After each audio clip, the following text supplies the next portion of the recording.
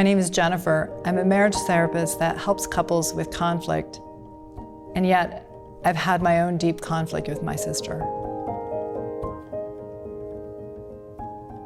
We often think of conflict as a negative thing or like something's going wrong, but in my view, it's a very normal part of relationships because human beings want two things that seem to compete with each other, and that is that we want to belong to one another, we want to be in relationship to one another, but we also want to belong to our own sense of self. We want to belong to our own desires and dreams and beliefs. And because we are in relationships with people that are different than us, there's an inherent conflict to being in connection with others. What determines the quality of the relationship is how we handle ourselves in that conflict. One of my favorite scriptures around this that I think captures this so beautifully is what Christ teaches in Matthew about how we tend to look at the mote in our brother's eye, but don't address the beam in our own. And it's very easy to do this. We see what people are doing wrong, and we're right, usually. We usually are right about their limitations, but the problem is we don't see our own limitations, and we have a beam and we're hitting other people with it, and that we are often a part of our partner's response or our child's negative response, but we can't actually solve that relationship or make it stronger if we can't see our own limitations, our own ego interfering with a peaceful relationship. So a place that I really learned this idea was in my relationship with my sister. My sister is 5 years younger than me, and because of being her older sister, there was an inherent hierarchy between us. I got to do everything first, and she naturally looked up to me. You know, we'd play together, and it was often I was the one that was doing things that, you know, she would follow along with.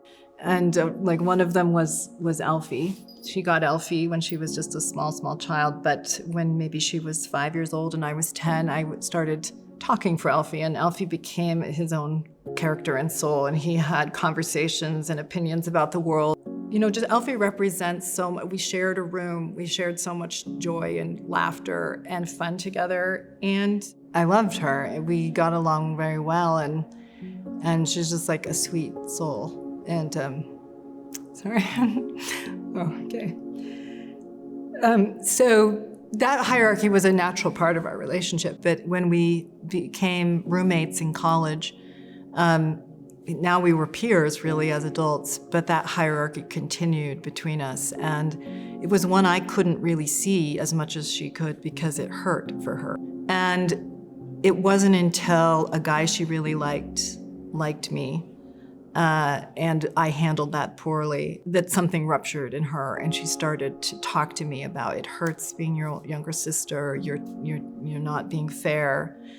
My first response to that was to deny and deflect and to, you know, kind of just say, hey, you know, you're making too much out of nothing, and sort of using my older sister energy to be able to kind of pressure her back into position. And it didn't work, obviously, and we created some kind of superficial peace, but it continued to be a tension between us, and the truth that I didn't want to deal with persisted and continued to erode the quality of the relationship. And then it came to a head when she just said, you know, the truth is, Jennifer, you know, I like talking to you, but I still don't trust you. And I realized, you know, I can't control if Jane forgives me.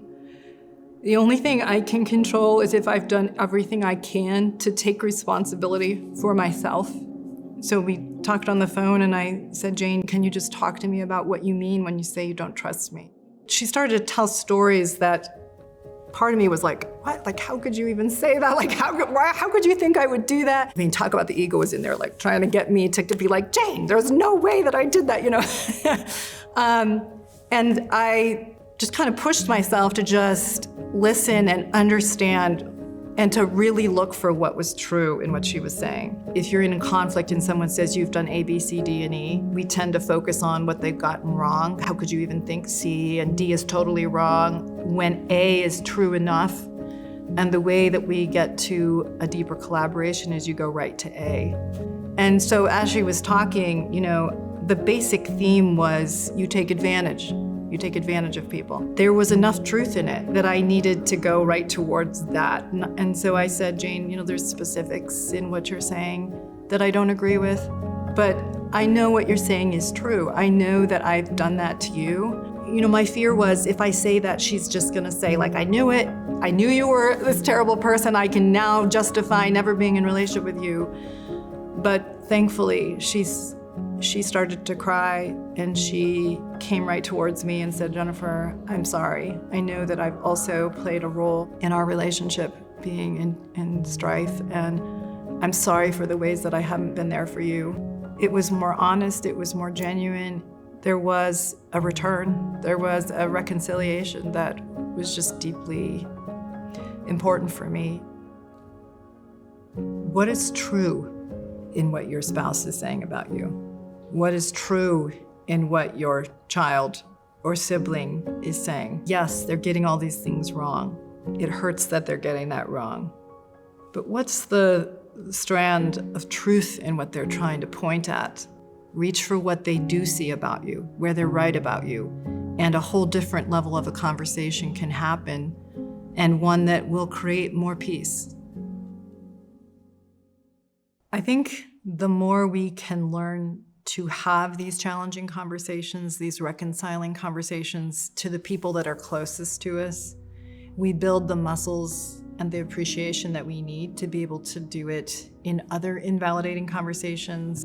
And so can I be true to myself while staying open to what other people have to tell me about the world and about me? Can I listen enough to understand the sense in what they have to say?